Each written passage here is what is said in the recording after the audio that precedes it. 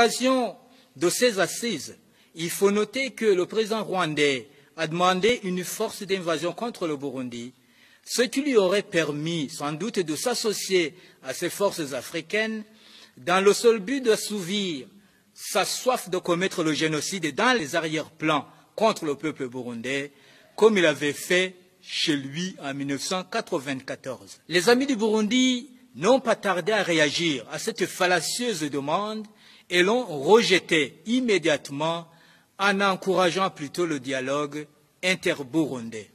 Il faut noter en passant que chaque pays a ses propres problèmes et que le Rwanda ne saurait lui-même cacher la fumée puisque la Kado Kagame brûle. Le parti CNDD-FDD saisit cette opportunité pour dire merci à ses grands frères africains pour leurs décisions constructives, mais n'oublie pas de leur rappeler que Paul Kagame a de grandes responsabilités dans l'histoire sombre du Burundi. Les événements sanguinaires anniversaires du Burundi en date du 11 au 12 juin 1995 reviennent directement à sa tête.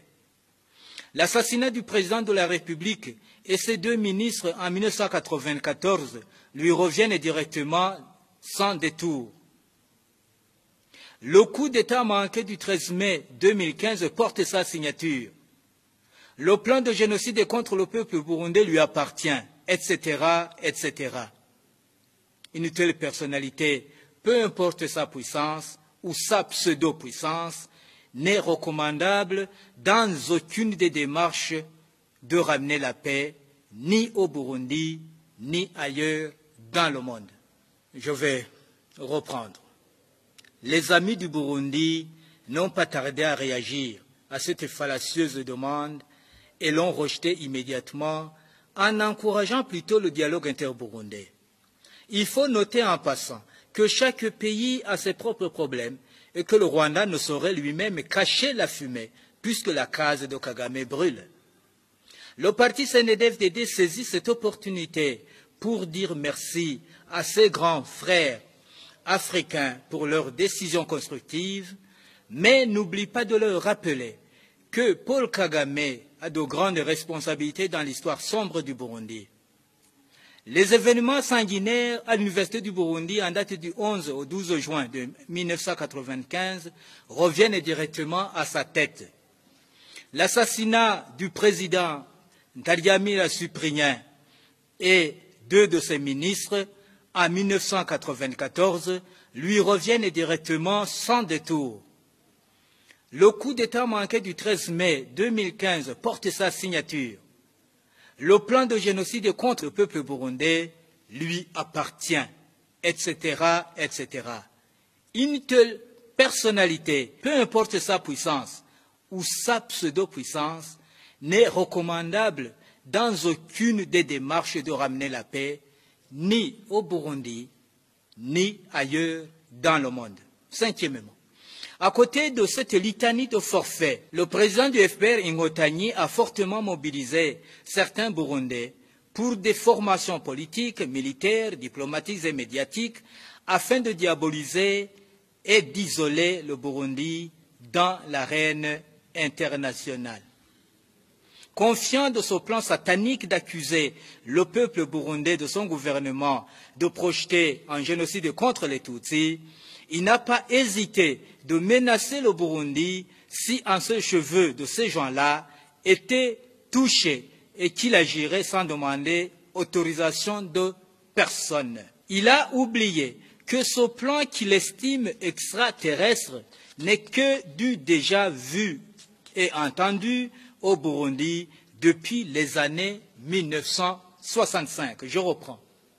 Il a oublié que ce plan qu'il estime extraterrestre n'est que du déjà vu et entendu au Burundi depuis les années 1965. 6. Le mal n'a jamais eu le dessus sur le bien. Nulle part ailleurs dans le monde, même le sorcier qui a tué le plus grand nombre d'humains sur ses mains demande toujours pardon à Dieu avant de rendre son âme au diable.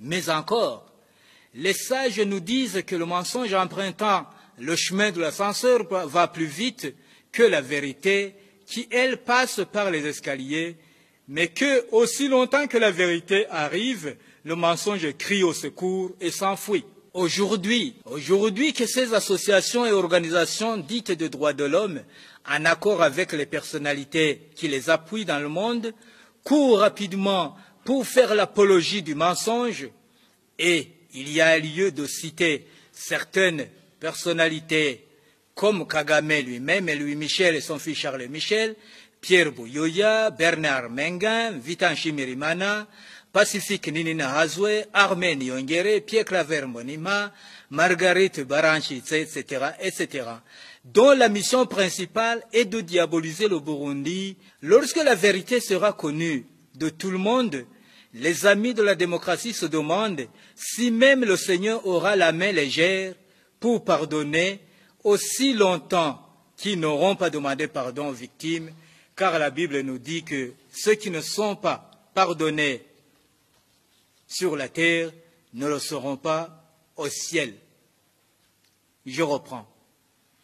Aujourd'hui, que ces associations et organisations dites de droits de l'homme, en accord avec les personnalités qui les appuient dans le monde, courent rapidement pour faire l'apologie du mensonge, il y a lieu de citer certaines personnalités comme Kagame lui-même et Louis Michel, son fils Charles Michel, Pierre Buyoya, Bernard Mengan, Vitan Shimirimana, Pacifique Inahazwe, Armen Yongere, Pierre Claver Monima, Marguerite Baranchitse, etc., dont la mission principale est de diaboliser le Burundi. Lorsque la vérité sera connue de tout le monde, les amis de la démocratie se demandent si même le Seigneur aura la main légère pour pardonner aussi longtemps qu'ils n'auront pas demandé pardon aux victimes, car la Bible nous dit que ceux qui ne sont pas pardonnés sur la terre ne le seront pas non plus